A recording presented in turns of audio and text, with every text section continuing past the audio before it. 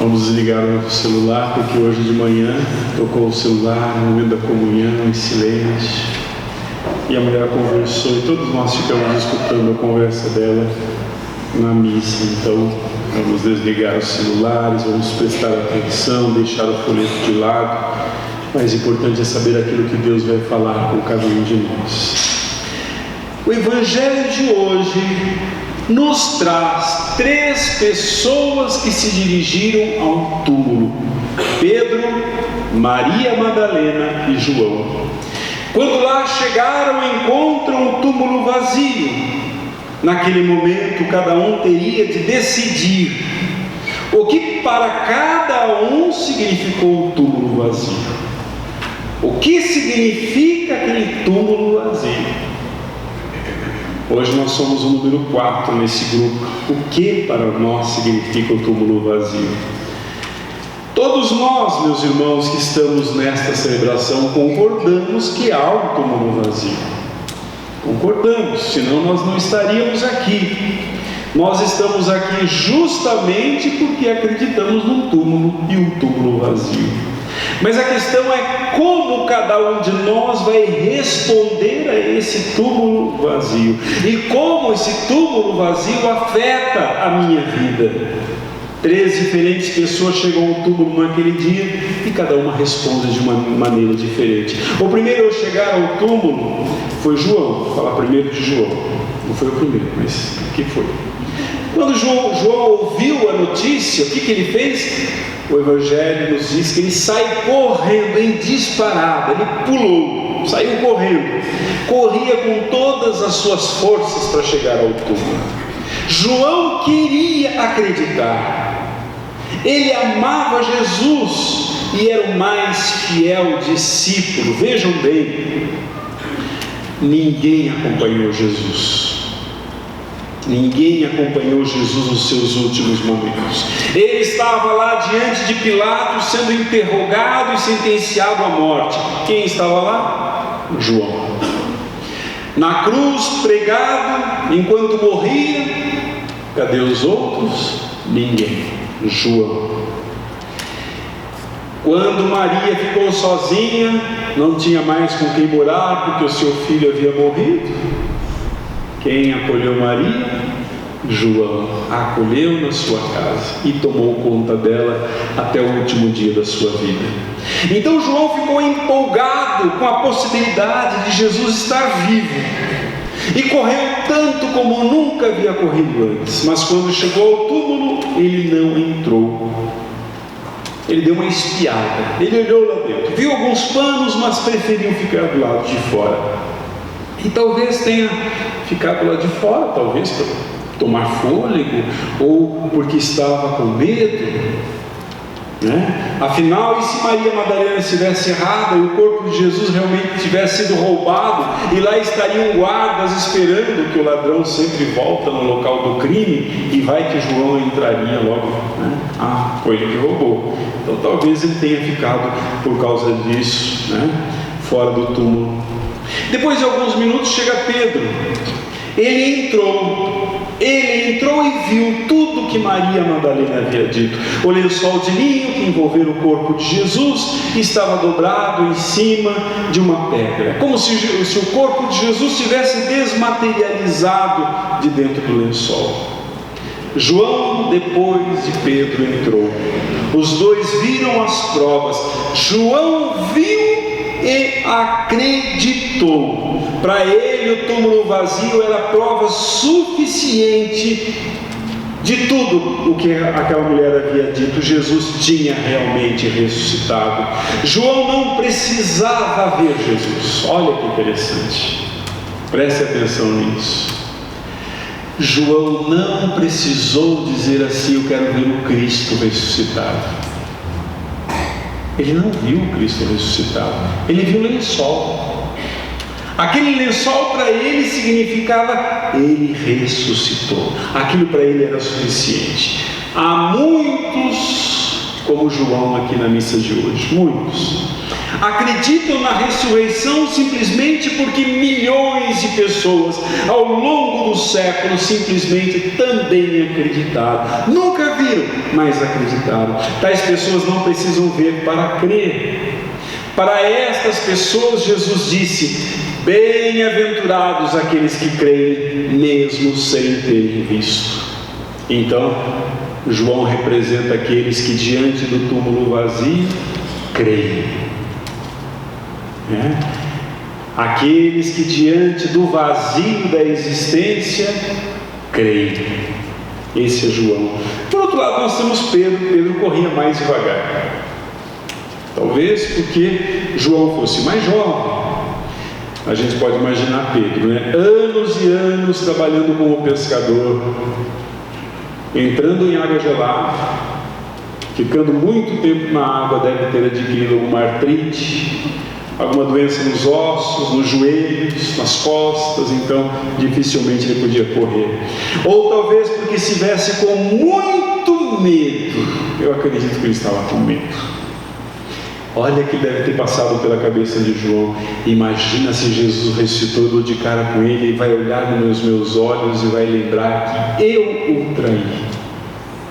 É melhor que eu não o veja. Então, como muitos de nós aqui, diante do Cristo ressuscitado, reagimos com medo e culpa. Diante do Senhor que pode nos oferecer perdão e misericórdia, nós vemos o Senhor como alguém que nos dá culpa. Tem muita gente que não é religiosa porque fala assim: eu não quero me sentir culpado, eu não quero me sentir culpado. A religião dá culpa. Pode ser que a religião institucional, pode ser que dê. O Cristo ressuscitado não dá. Pedro representa todos nós que ficamos atormentados pelo medo e pela culpa, e por isso, por causa do nosso passado, não temos condições, não temos coragem de nos aproximar do Cristo ressuscitado e receber dele vida nova, e receber dele a luz.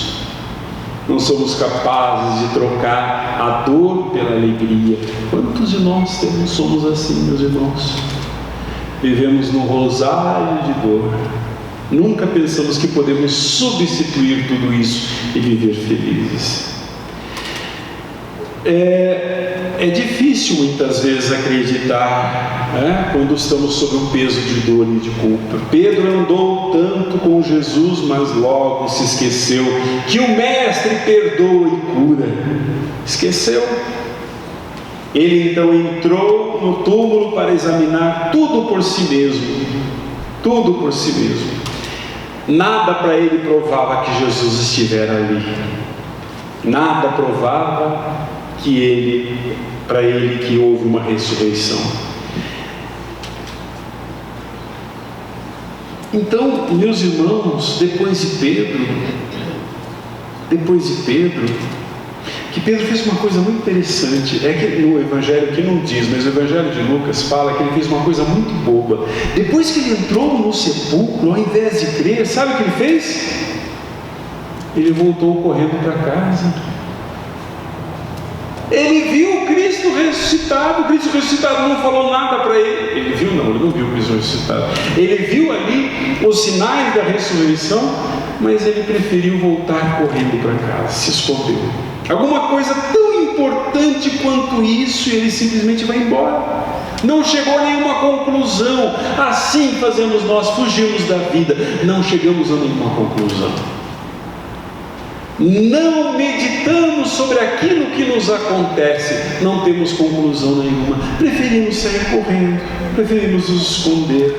Se ele tivesse ficado um pouco mais, talvez teria visto o milagre que Maria Madalena viu. Não teve provas porque não esperou o suficiente.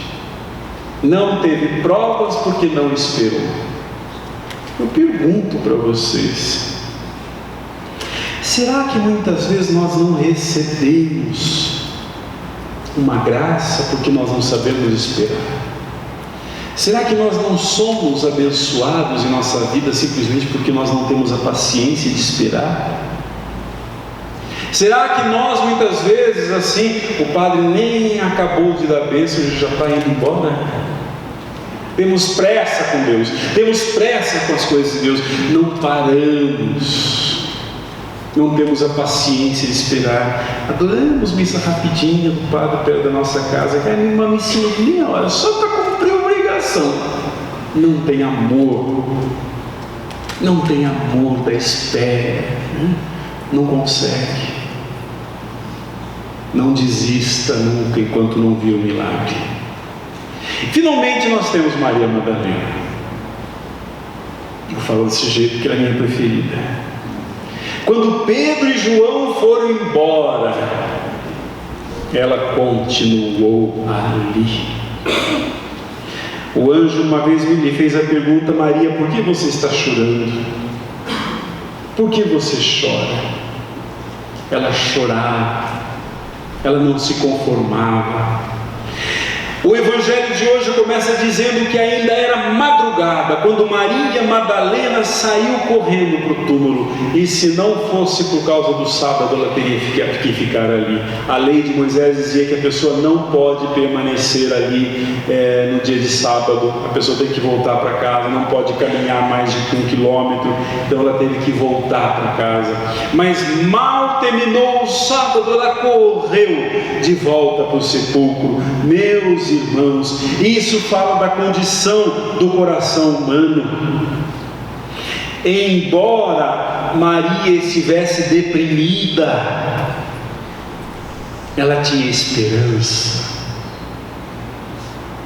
Os psicólogos afirmam que quando ficamos deprimidos é porque nós perdemos algo que tinha muito valor para nós, uma perda de uma coisa muito valorosa para nós. Ela havia perdido uma coisa de muito valor, havia perdido Jesus. Para ela, Jesus significava 3 coisas. Primeiro, Jesus significava libertação. Quando Maria Madalena encontrou Jesus pela primeira vez, ela era vítima de 7 demônios. Maria Madalena, pelo amor de Deus, não façam como esses canais de televisão, mesmo os canais, entre aspas, history, que vão atrás da história. Eu vi, falo porque eu vi, falou besteira. Maria Madalena nunca na Bíblia foi adúltera, nunca cometeu pecado de adultério, nunca.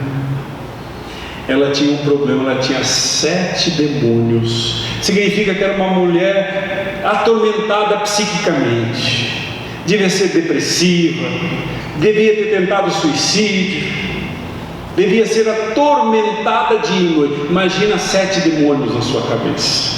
É isso que o Evangelho quer dizer. Ela era atormentada psiquicamente. Quando Jesus a olha, ela se sente livre.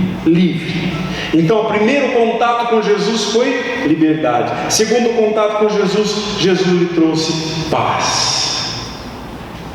A pessoa que tem 7 demônios na cabeça não tem paz. Não tem paz. Era uma mulher enlouquecida, psicótica. Quando Jesus a liberta, Maria encontra finalmente a paz que nunca havia experimentado antes. Terceira coisa que Jesus faz para ela, e ela experimenta o perdão. Jesus não só libertou, mas perdoou todos os pecados que uma pessoa comete quando é vítima de demônios. Jesus também lhe mostrou o caminho da liderança. Jesus era sua referência. Agora, com a sua morte, ela se sentia perdida. Se Jesus era sua referência, é como se ela não tivesse mais o que fazer, aonde ir. Por isso ela chorou. No Evangelho de Lucas acontece um milagre. Ela diz: eu vi o Senhor. Ver o Senhor era a coisa que ela mais queria. Ela queria tanto vê-lo que não se importava de ficar lá no túmulo esperando por ele. Queria tanto ver o Senhor, queria tanto ver, que ela ficava sentada numa pedra do lado de fora do sepulcro, dia e noite. Isso é amor, meus irmãos. O amor aguarda pacientemente. Aprendam como Maria Madalena como amar. Aprendam. Aguarda pacientemente. Todos aqui presentes são como uma dessas 3 testemunhas do túmulo vazio. Todos tiveram reações as mais diversas. Um veio no túmulo e simplesmente creem. Outros, vendo o túmulo vazio, não sabem no que crer.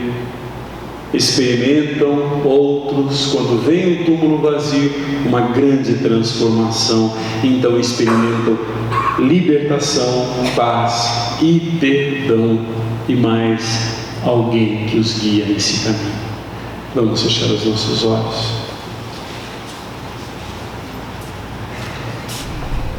E agora, na presença do Senhor Jesus, vamos nos perguntar agora: onde eu estou? Onde eu me encontro?